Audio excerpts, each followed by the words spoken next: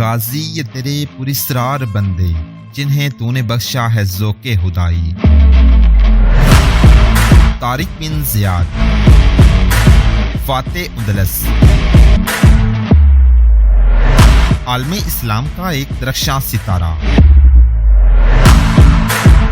इस जवां साल सिपाही सलार की बदौलत मुसलमानों ने उंदलस और स्पेन पर 800 साल हुकूमत की। दास्तान की तरफ बढ़ने से पहले आपसे गुजारिश है कि हमारे चैनल ग्लोबल नॉलेज को सब्सक्राइब करें ताकि हर न्यू आने वाली वीडियो का नोटिफिकेशन आपको मिल सके।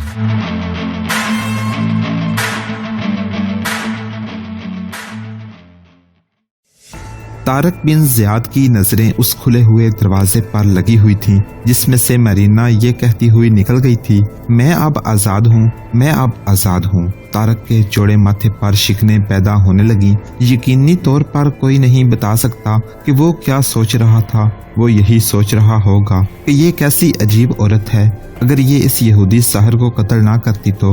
और ये सोच तो उसे जरूर आई होगी कि रसूल करीम सल्लल्लाहु अलैहि वसल्लम ने उसे ख्वाब में पता की जो बिशारत दी थी उसे पूरा करने के लिए अल्लाह तबारक व तआला ने कैसे कैसे हैरान कुन और मुजज़ा नुमा सबब पैदा किए थे।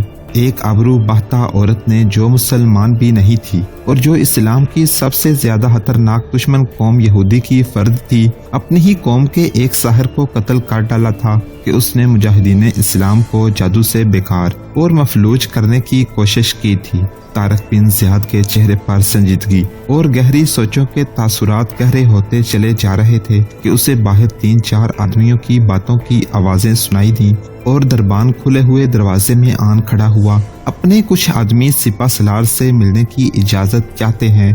दरबान ने कहा, ये महल जिस बादशाह का था वो मारा गया है। तारिक बिन ज़ियाद ने सोचों से बेदार होकर कहा, यहाँ कोई बादशाह नहीं जिसे मिलने के लिए इजाजत की जरूरत हो, आने दो जो भी आना चाहता है। दरबान दरवाजे से हटा तो 3 आदमी एक मेज को इधर उधर से पकड़े दरवाजे में दाखिल हुए। तीनों तारिक बिन ज़ियाद के लश्कर के आदमी थे। इनमें से एक ओहदेदार था। ये मेज इतनी बड़ी तो नहीं थी कि इसे 3 आदमी उठाकर लाते। साइज के मुताबिक इसे एक ही आदमी उठा सकता था, लेकिन मेज का साइज छोटा और वजन ज्यादा था। क्या है ये? तारिक ने पूछा। मेज है सिपाही सलार, ओहदेदार ने जवाब दिया। हम शहर से जाने वाले लोगों को रोक रहे हैं कि वो हमसे डरे नहीं, वापस अपने घरों को चले जाएं। इनके जानो माल और इज्जतो आबरू की हिफाजत की जाएगी। शहर के उकबी दरवाजे से एक घोड़ा गाड़ी निकली। मैंने इसे रोकने का इशारा किया तो गाड़ी बान ने घोड़े दौड़ा दिए। मुझे शक हुआ। मैंने इन दोनों को साथ लेकर गाड़ी के ताकुब में घोड़े दौड़ाए और कुछ दूर जाकर गाड़ी को रोक लिया। इसमें 3 आदमी जो राह मालूम होते थे बैठे थे।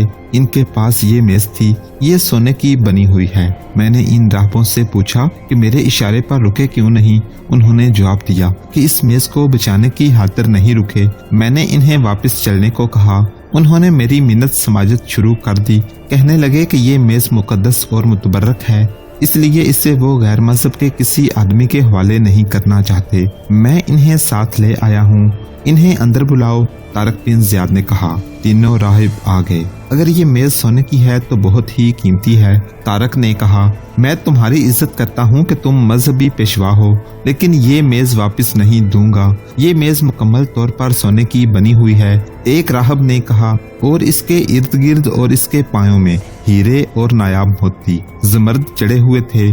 हम ये मेज इसलिए लेकर नहीं भाग रहे थे कि ये कीमती है, बल्कि इसलिए ले जा रहे थे कि ये एक मुकद्दस यादगार है। देखें कि इस पर सोने की ही बनी हुई एक रहल रखी है जो इसके साथ जड़ी हुई है। ये मेज हमारे कलीसिया की मलकियत है और आप शायद यकीन न करें कि ये मेज हजरत सुलेमान अलैहिस्सलाम की है। किसी जमाने में एक बादशाह टेटस ने यरूशलेम पर हमला किया था तो ये मेज वहाँ की सबसे बड़ी इबादतगाह से मिली थी। फिर ये मेज यहाँ पहुँची और शाह राडरक तक ये रवायत चली आ रही थी कि उंदलस के तख्त पर जो नया बादशाह बैठा उसने इसकी खूबसूरती में यूं इजाफा किया कि एक इंतहाई कीमती हीरा इसमें जड़ा। हम सबसे दरख्वास्त करते हैं कि इस मेज से हमें महरूम न करें। ये हजरत सुलेमान की यादगार है। अब उंदलस का तख्तो ताज हमारे कब्जे में है। तारक ने कहा, इसलिए ये मेज भी हमारे कब्जे में रहेगी। तकरीबन तमाम मुरहों ने इस मेज का जिक्र किया है कि इसके पाए मेज से अलग भी किए जा सकते थे और पलक झपकते मेज के साथ लगाए भी जा सकते थे। तारक बिन ज़ियाद ने ये मेज राहबों को वापस न की और अपने कब्जे में बतौरे माले गनीमत रख ली। उस वक्त तो इस मेज की अहमियत यही थी कि बहुत कीमती थी, लेकिन कुछ ही अरसे बाद ये मेज मूसा बिन नुसैर के लिए ऐसी शर्मिंदगी और मुसीबत का बायस बन गई कि इसे तारीख में एक वाकया की हैसियत से जगह मिली और ये वाकया आज तारीख में जिंदा है। अमीरुल मोमिनीन के लिए इससे ज्यादा दिलकश तोहफा और क्या होगा। तारक बिन ज़ियाद ने उनसे कहा जो उसके पास बैठे हुए थे। फिर कहा, मैं ये मेज खुद दमिश्क जाकर अमीरुल मोमिनीन को पेश कर दूंगा। हम सिपा सलार को खबरदार करना अपना फर्ज समझते हैं। एक राहब ने कहा, आज तक किसी बादशाह ने इस मेज की मलकियत का दावा नहीं किया। हर बादशाह ने कहा कि ये हजरत सुलेमान की मेज है। सिपाही सलार को ये भी याद रखना चाहिए कि हजरत सुलेमान को जिन्नात का नबी कहा जाता है। इस मेज के मुहाफिज जिन्नात हैं, इसलिए ये कलीसिया की तहवील में रही है। अगर सिपाही सलार ने या किसी और ने इसे अपनी मलकियत समझा तो वो ऐसे जवाल से दोचार होगा जो इसे जिल्लत और रुसवाई में तड़पा तरसा कर बेहिस्सी और मजबूरी की मौत मारेगा। ये मेज हजरत सुलेमान की मलकियत ही रहेगी। तारक बिन ज़ियाद ने कहा, हम मुसलमान हैं और मुसलमान सोने और हीरों को अपनी मलकियत में नहीं रखा करते। तुम सब जा सकते हो, शहर से भागने की जरूरत नहीं। अपने गिरजों में, अपनी इबादत गाहों में जाओ। तुम्हारी और तुम्हारी इबादत गाहों की बेहुरमती नहीं की जाएगी। अगली सुबह तारक बिन ज़ियाद ने महल के सामने एक वसी मैदान में फजर की नमाज की इमामत की। वो नमाज से फारग होकर महल की तरफ जा रहा था कि उसका एक आदमी आ गया।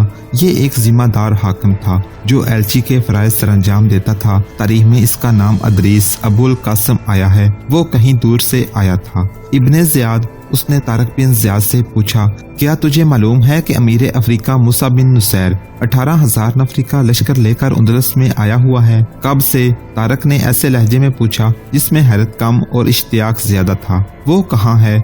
मुझे तवक्को थी कि वो मेरी मदद के लिए जरूर आएगा।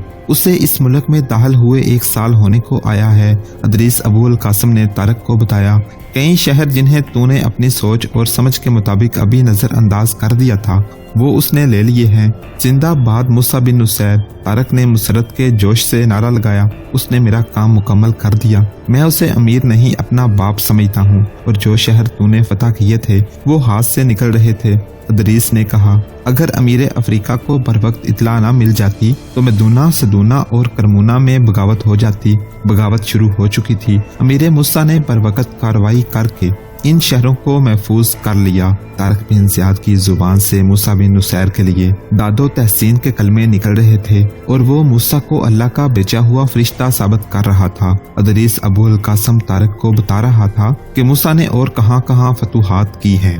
वो मेरी मदद के लिए आया है। तारक ने कहा, अब मैं बेफिक्र होकर आगे बढ़ूंगा और थोड़े ही अरसे में सारा उंदलस सल्तनत इस्लामिया में आ जाएगा। उस वक्त जब अदरीस अबुल कासिम तारक को मूसा बिन नुसैर की जंगी कार्रवाइयों की तफसीलात सुना रहा था और तारक मूसा बिन नुसैर को अल्लाह का बेचा हुआ फरिश्ता साबित कर रहा था।